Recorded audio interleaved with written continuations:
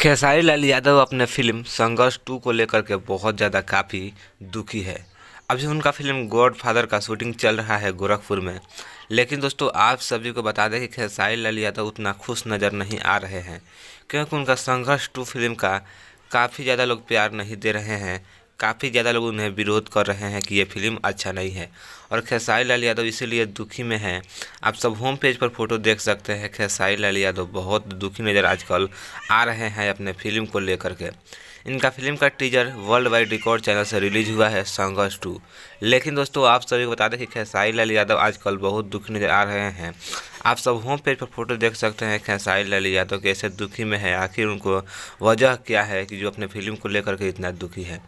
आप सभी को बता दें कि खेसारी लाल यादव को कहना है कि हमारे टीजर को आप लोग प्यार दीजिए, क्योंकि इस फिल्म में बहुत ज़्यादा पैसा लगा है। वर्ल्ड वाइड रिकॉर्ड के निर्माता यानी कि दोस्तों आप सभी को बता दें कि रत्नाकर कुमार जी का बहुत इसमें बड़ा हाथ है।